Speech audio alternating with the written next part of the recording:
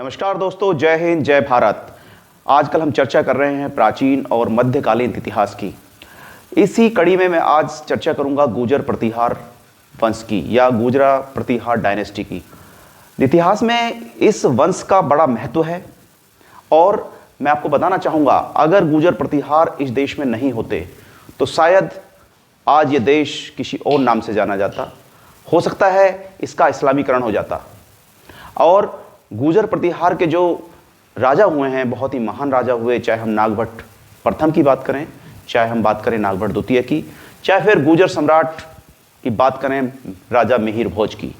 इन सब में ये लगभग इन 8वीं से 11वीं शताब्दी के मध्य इन लोगों ने लगभग पूरे उत्तर भारत में अपना जो है एक स्थायित्व जो है शासन दिया।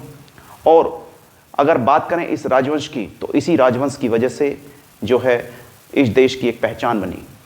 तो मैं आज आपको बताना चाहूँगा इस राजवंश के राजाओं के बारे में, उनके क्या क्या महत्वपूर्ण उन्होंने कार्य किए और किन किन राजाओं से उनके जो है संघर्ष रहे। तो मैं आपको बताना चाहूँगा, गुर्जर प्रतिहार एक ऐसा राजवंश था जिसने 8वीं से 11वीं शताब्दी के मध्य जो है शासन किया। तो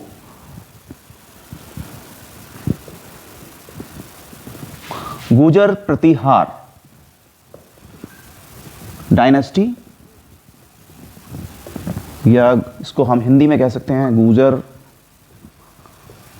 प्रतिहार राजवंश। और अगर इसके शासनकाल की बात करें तो 8वीं शताब्दी के मध्य से लेके 8वीं सदी से लेके लगभग 12वीं सदी तक, या कह सकते हैं लगभग 11वीं सदी तक, मतलब 12वीं सदी के मध्य या 11वीं सदी तक हम कह सकते हैं, इसका शासनकाल लगभग पूरे उत्तर भारत में रहा।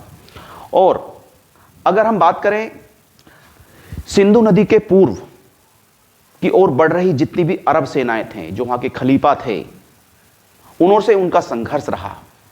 और अरब सेनाओं को रोकने में गुर्जर प्रतिहारों का बहुत ही महत्वपूर्ण भूमिका रही। इस राजवंश के जो संस्थापक थे नागभट्ट प्रथम। नागभट्ट प्रथम ने भारत में जो खिलाफत जो अभियान थे, जितने भी अभियान थे, उनमें जो अरब सेनाओं के जो एक सेनापति थे जुनैद और तमिन, उन सेनाओं को इन्होंने हराया था। और नागभट्ट द्वितीय ने भी गुर्जर प्रतिहार उत्तरी भारत में सबसे शक्तिशाली राजवंश जो है उसको स्थापित करने में महत्वपूर्ण भूमिका निभाई थी। उनके पुत्र रामभद्र उनके उत्तराधिकारी बने और उनके भी पुत्र मिहिर भोज, जो सबसे शक्तिशाली राजा माने जाते हैं, नागभट्ट द्वितीय और मिहिर भोज, उन्होंने जो है इस राजवंश को आगे बढ़ाने का कार्य किया और चरम पर पहुंचाने का काम किया। तो भोज और उनके उत्तराधिकारी महेंद्र पाल के तहत जो है इस राजवंश को आगे बढ़ाया। अगर बात करें गुप्त साम्राज्य के प्रतिद्वंदी जो थे, यानी कि जो गुप्त साम्राज्य की था, उसके बाद और हर्षवर्धन के बाद, इनके बाद जो ये स्थापना जो सबसे महान शक्तिशाली उत्तर भारत का राजवंश वो गुर्जर प्रतिहार वंश था। और क्योंकि भारतीय उपमहाद्वीप पर नियंत्रण के लिए राष्ट्रकूट और पाल साम्राज्यों के साथ इनका एक त्रिपक्षीय संघर्ष भी रहा, ये इतिहास में बहुत महत्वपूर्ण है।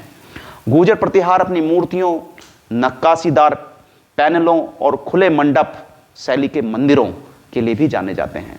मंदिर निर्माण की उनकी शैली का सबसे बड़ा जो विकास है वो खजुराहो में हुआ, जो यूनेस्को के द्वारा विश्व की सबसे बड़ी धरोहर में से एक है। राजवंशीय संघर्ष के कारण गुर्जर प्रतिहार वंश की शक्ति कमजोर हो गई थी। राष्ट्रकूट के जो शासक थे इंद्र तृतीय, उसके नेतृत्व में एक महान छापे के परिणामस्वरूप यह और भी कम हो गया था, जिसने लगभग 916 में कन्नौज को लूट लिया था। अस्पष्ट शासकों के उत्तराधिकार के तहत राजवंश कभी भी अपने पूर्व प्रभाव को पुनः प्राप्त नहीं कर सके।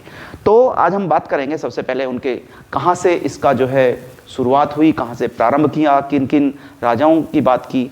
देखो, इस राजवंश की उत्पत्ति और इसके नाम में जो गुर्जर शब्द है उसके प्रति बड़ा विवाद रहा है अभी पिछले कुछ वर्षों से। उसमें कुछ लोग जो है गुर्जर राजवंश को स्थानवाचक और कुछ जाति सूचक शब्दों में बांटने का कार्य किया। लेकिन इतिहास कुछ भी हो, इतिहास राजवंश का महान था। और क्योंकि इनके बारे में प्रचलित है कि ये एक कबीलाई थे और इनकी जो उत्पत्ति हुई है, यानी कि इनके कहा जाता है कि भगवान श्री राम के छोटे भाई लक्ष्मण, क्योंकि वो एक तरह से उन्होंने जो है भगवान श्री राम के एक तरह से उनके मतलब द्वारपाल का कार्य किया। तो द्वारपाल में ही एक शब्द जो संस्कृत से लिया गया है प्रतिहार, तो प्रतिहार शब्द की उत्पत्ति राजा लक्ष्मण यानी कि जो भगवान श्री राम के छोटे भाई थे लक्ष्मण, उनके वंशजों यानी कि उनके जो बाद के जो वंशज थे उनके नाम पे ही इस वंश का नाम प्रतिहार वंश पड़ा। अगर हम बात करें गुर्जर शब्द, तो गुर्जर शब्द जो है वो कबीलाई शब्द से निकला हुआ है। कई इतिहासकारों ने इसका उल्लेख अपनी अपनी पुस्तकों में किया है। तो अगर हम बात करें, कई शिलालेखों में गुर्जर शब्द का प्रयोग किया गया है। तो गुर्जर शब्द, क्योंकि ये कुछ लोग कहते हैं कि इतिहास में जो है वो स्थान की वजह से हुआ, लेकिन मुझे लगता है कि ये स्थानवाचक के साथ जाति सूचक शब्द भी है। ये मेरी व्यक्तिगत राय है। इसमें कुछ इतिहासकार और कुछ शिलालेखों के आधार पर मैंने ये चर्चा की है आप लोगों से। तो गुर्जर प्रतिहार जो है एक कह सकते हैं कि बड़ा ही महान साम्राज्य था, और गुर्जर शब्द मूल रूप से एक आदिवासी पदनाम था। इस बात पर कई लोग असहमति भी जताते हैं। वे इस मूल शब्द पर कई भारतीय और कई मूल विदेशी जो शिलालेख हैं या उनके जो इतिहासकार हैं उसमें चर्चा का विषय रहा है। मूल सिद्धांत के समर्थकों का कहना है कि 6वीं शताब्दी के आसपास जो हूणों के आक्रमण के तुरंत बाद, हूण जो थे वो भारी विदेशी आक्रमण करता थे, और उसके बाद गुर्जर प्रतिहार अचानक उत्तर भारत तक एक राजनीतिक शक्ति के रूप में उभरे थे। उनके अनुसार गुर्जर प्रतिहार संभवतः अलचीन हूणों, व्हाइट हूण जिनको हम कह सकते हैं, व्हाइट हूणों की शक्ति के रूप में भी जो है मूल भारतीय तत्वों के साथ, जो मूल भारतीय तत्व हैं उनके साथ मिश्रण करके ये राजवंश बना। पृथ्वीराज रासो की बाद की पांडुलिपि में भी एक अग्निवंश के कथा के अनुसार गुर्जर प्रतिहार का जिक्र किया गया है। इसके अनुसार प्रतिहार परमार, चौहान और चालुक्य राजवंशों की उत्पत्ति माउंट आबू में एक यज्ञ अग्निकुंड से हुई थी, ऐसा माना जाता है। कुछ औपनिवेशिक युग के अनुसार इतिहासकारों ने इन राजवंशों के विदेशी मूल का सुझाव देने के लिए इस मिथक की भी व्याख्या की है। तो अगर हम इतिहास में जाएंगे तो प्रतिहार शक्ति का मूल केंद्र विवाद का विषय रहा है। आरसी मजूमदार ने हरिवंश पुराण में हरिवंश पुराण के अनुसार 783 ईस्वी के एक श्लोक के आधार पर, जिसकी व्याख्या उन्होंने स्वीकार की थी, कठिनाई से मुक्त नहीं थी। यह माना जाता है कि वत्सराज ने उज्जैन में शासन किया था। दशरथ शर्मा ने इसकी अलग अलग व्याख्या की है। तो कई सारे इतिहासकार ने इसकी चर्चा की है। शांतारानी ने भी इसका जिक्र किया है, डब्ल्यू मिस्टर ने भी चर्चा की है। इन सब के अनुसार जो है गुर्जर शब्द वो एक तरह से जाति सूचक शब्द भी कहा गया है। इस पे बड़ी चर्चा का विषय है, और क्योंकि ये इतिहास में है, इसमें कोई जो प्रमाण है वो सिर्फ शिलालेख और इतिहासकारों के आधार पे कहा गया है।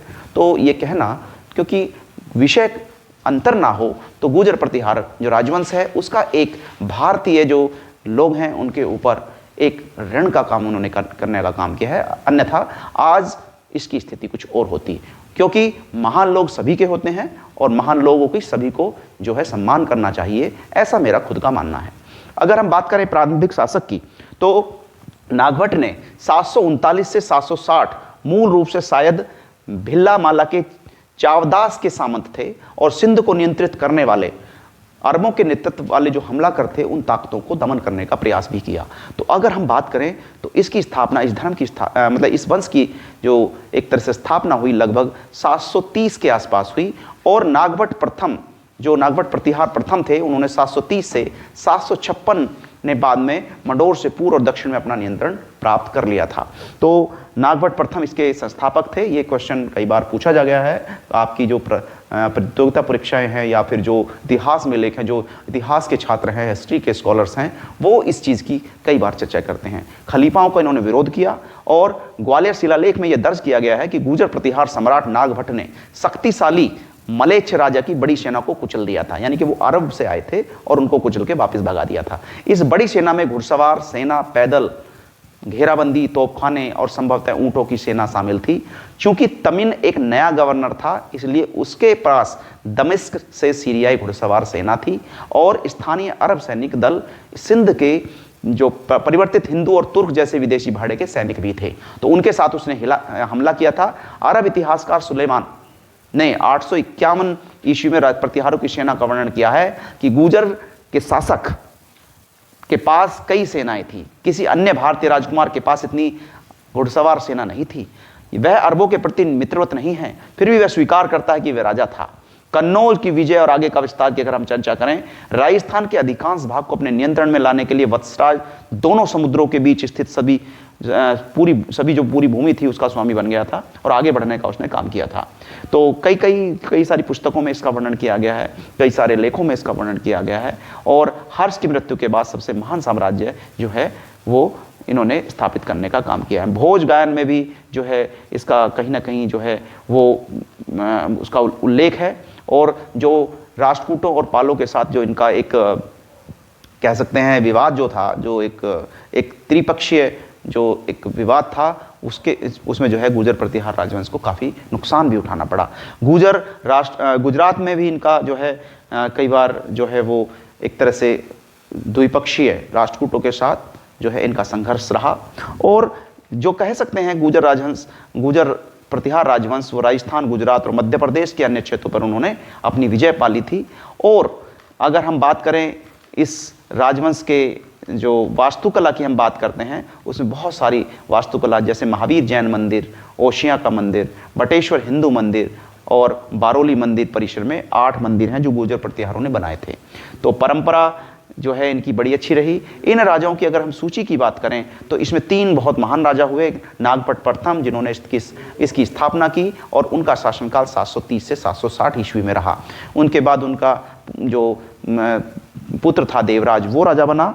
और इसी कड़ी में फिर वत्सराज, फिर नागभट द्वितीय जो 800 से 833 तक जिन्होंने शासन किया, फिर रामभद्र और उनके बाद उनका बेटा भोज महेंद्र पाल। तो कह सकते हैं कि जो राजा मिहिर भोज थे उन्होंने 836 से 885 में जो शासन का कार्य किया और अरबों को खदेड़ने का काम भी बहुत अच्छी तरह से किया। तो कुल मिला के लगभग 17 राजा इसमें हुए और अंतिम राजा यशपाल को महमूद गजनवी ने जो है वो 1036 में हरा दिया था। तो कहने का मतलब ये है कि महमूद गजनवी से पहले जो है इन राजवंशों का राज रहा। और प्रतिहार राजवंश के कई सामंत भी रहे, जिसमें साकम्बरी के चौहान, टेसे भुक्ति के चंदेल, गुहिला और दिल्ली के तोमर, ये सब गुर्जर प्रतिहार राजवंश के ही सामंत थे। इसमें आगे भी चर्चा की गई है कि अनंगपाल तोमर जो दिल्ली के राजा थे वो भी इन्हीं के सामंत थे, उनके पूर्वज। और उसके बाद जो महान राजा पृथ्वीराज चौहान जो हुए थे वो भी अनंगपाल तोमर के एक वंशज थे, उनकी पुत्री के पुत्र थे। तो ये भी कहीं ना कहीं गुर्जर प्रतिहार के साथ कहीं ना कहीं इनका भी कनेक्शन रहा है। तो गुर्जर प्रतिहार राजवंश की कई शाखाएं हैं। बडोक शाखा है और बड़गुजर के शासक भी कह सकते हैं इसी शाखा से कहीं ना कहीं उनका उल्लेख है। तो इस इतिहास बहुत ही लंबा रहा और शिलालेखों के आधार पर और भारत को सुरक्षित करने के लिए इस गुर्जर प्रतिहार राजवंश का बहुत ही एक इतिहास में स्वर्ण अक्षरों में लिखा गया है। तो मैंने गुर्जर प्रतिहार राजवंश की चर्चा की आप लोगों से, शॉर्ट में वीडियो बनाने का प्रयास किया। और इसमें क्योंकि बड़ा विवादित विषय रहा है पिछले कुछ वर्षों में, लेकिन जो इसके सम्राट हुए, खासतौर से गुर्जर सम्राट या गुर्जर प्रतिहार राजवंश के जो महान सम्राट, अगर हम बात करें राजा मिहिर भोज की, तो वो बहुत ही महान राजा थे और उनके बारे में बहुत ही उल्लेख मिलता है उनके शिलालेखों में, उनके इतिहास में। तो इन्हीं शब्दों के साथ में क्योंकि मैंने जानकारी देने का प्रयास किया, इन्हीं शब्दों के साथ मैं अपनी वाणी को विराम देना चाहूँगा और अगले वीडियो तक मैं एक नई वीडियो लेके आऊँगा। तब तक के लिए नमस्कार। जय हिंद, जय भारत।